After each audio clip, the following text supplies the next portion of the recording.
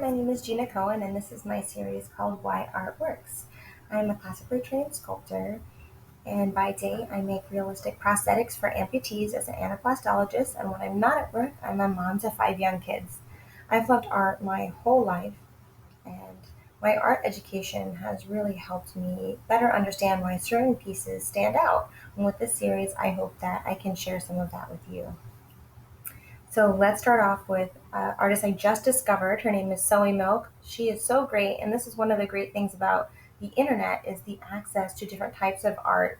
It's so easy to find and discover new artists and new inspiration. When I was a kid and I wanted to see art, like 1,000 years ago, I used to go to the library to see new pieces of art. And when I was in grad school, I was lucky enough to live in New York City, so I used to go to the galleries. Now, if you want to be inspired, you don't have to travel or live anywhere cool or even go to the library. You can just check out Instagram, check out the internet, check out websites. There is so much to be offered. Not to say that seeing something online replaces seeing it in person, but there's just so much more opportunity to see different works of art than there ever has been in history. So back to Soey Milk and this piece, of course, the first thing we see is color, like so much color.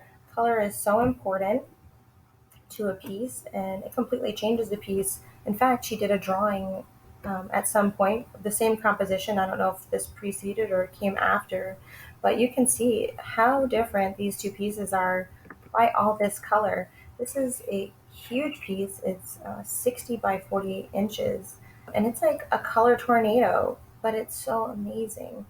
Talk about challenges. Also, we have opposite of the challenges of doing a small child like my last video. We have nipples, we have kind of erotic position, but this didn't go in the Boris Vallejo direction, sci-fi. It still falls into the category of fine art, and that's because she has made some really great choices here.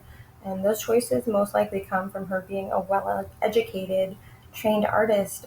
She comes out of the Art Center in Pasadena, which is right up the road from me, and her art education really shows in this piece.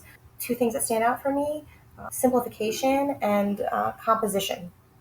So, what does all that mean? Let's talk about where our eye goes when we're looking at this piece. It wants to start one of two places, either here or here, but always right here because we always tend to read left to right. So my eye's coming up here, up through her body. Let's look at her face. She has this big splash of color here, but just so you don't fly off the page, she's added this little leaf to keep you in here.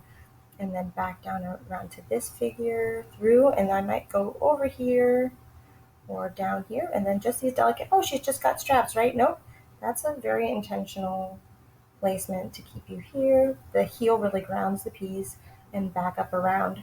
So with this explosion of color, why does it still work so well? And that's when it comes to simplification.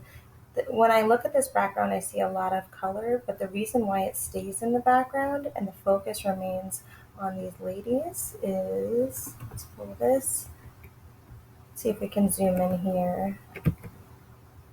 Look at the difference between the background and this figure here. If she had done the background with the tightness that she rendered this tattoo, it all would have been kind of a mishmash, almost like a bright magazine page. But instead, these colors in the background, although bright and very vibrant, are very simplified and very painterly.